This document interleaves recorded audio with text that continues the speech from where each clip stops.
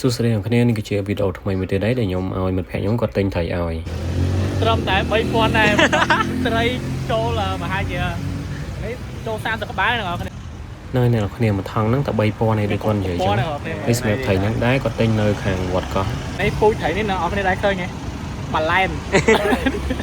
ទឹកសាបនៅអ្នកគ្នាគាត់និយាយលេងសើចមួយខ្ញុំហើយគាត់ក៏បានទិញត្រីឡោហានមើលណាត្រីឡោហានវិញនេះត្រីឡោហានសម្រាប់ត្រីរបស់គាត់នេះដែរគឺនៅតូចហ្នឹងអ្នកគ្នាឡោហានឡោហានឯត្រីឃើញទេត្រីកត្រីកភ្លៀងត្រីកភ្លៀងហ្នឹងអរគ្នាមើលទៅច្រឡំមួយឡប់យ៉ែណាឡប់យ៉ែណាបង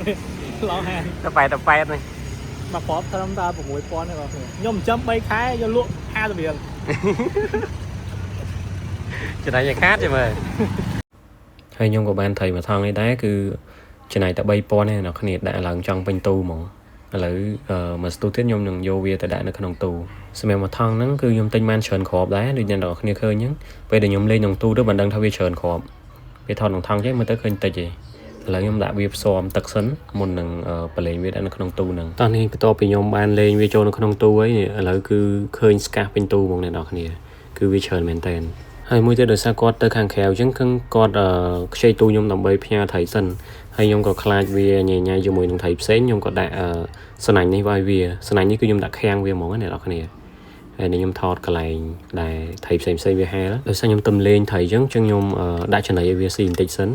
នេះគឺជាចំណីដែលខ្ញុំដាក់ដូចអ្នកនរគ្នាឃើញមិញហ្នឹងប្រភេទជាឧបករណ៍ដាក់ចំណីត្រីប្រភេទឧបករណ៍ដាក់ចំណីត្រីហ្នឹងបច្ចុប្បន្នគឺមាននៅក្នុង page Electromat Camera ថ្លៃ$12 free សេវាដឹកអ្នកនរគ្នាដូចអ្នកនរគ្នាឃើញអញ្ចឹងវារៀងស្កាសតិចដោយសារខ្ញុំដាក់អាសនៈហ្នឹងនៅខាងក្នុងហ្នឹងដើម្បីប្រោះត្រី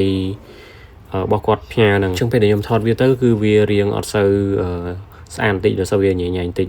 ចាំមើលស្អែកខ្ញុំនឹងថតវីដេអូថ្មីដែលរៀបចំឲ្យបានស្អាតបាត់យ៉ាងហ្នឹងពេលដែលដាក់អញ្ចឹងទៅបានដឹងថាប្រភេទត្រីនេះគឺវារៀង active ជាងប្រភេទត្រីផ្សេងអ្នកនរគ្នាត្រីនេះគឺវាហែលទៅហែលមកហ្មងអត់ឈប់អត់ឈរទេហើយពេលដាក់ចំណីទៅគឺវា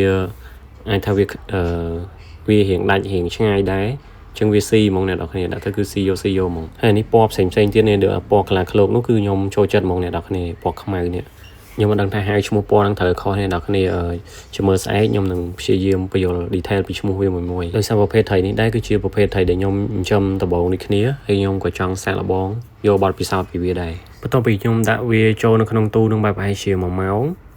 ខ្ញុំសង្កេតឃើញថាត្រីប្រភេទបាក់ពួកអំបោត្រីគ្នាវាហ្នឹងវាហែលតែត្រីគ្នាវាហើយប្រភេទ7ពណ៌វាហែលតែលើ7ពណ៌អញ្ចឹងខ្ញុំមិនដឹងថាវាមកពីវាអត់ទាន់ស្គាល់គ្នាឬក៏មិនទេអ្នកនរប៉ុន្តែពេលដែលខ្ញុំដាក់ចំណីទៅគឺវាអាចស៊ីមួយគ្នាបានហើយវាអត់ខាំគ្នាអ្នកនរគ្នាតែគ្រាន់តែមើលទៅប្រភេទត្រីថ្មីហ្នឹងគឺខ្ញុំដាក់ចូលទៅវាហែលឡើងរហូតហើយប្រភេទ7ពណ៌របស់ខ្ញុំគឺវាហែលលបឿនវាលឿនដូចគ្នាប៉ុន្តែវាលឿនដល់ប្រភេទថៃដែលខ្ញុំទិញមកនេះអញ្ចឹងសម្រាប់វីដេអូរបស់ខ្ញុំគឺមានតែប៉ុណ្្នឹងឯងអ្នកនរគ្នាអរគុណដែលបានមើលវីដេអូនេះតាំងពីដើមរហូតដល់ចប់ហើយបើសិនជាអត់ទាន់បាន Subscribe កុំភ្លេចចុច Subscribe ម្នាក់មួយផង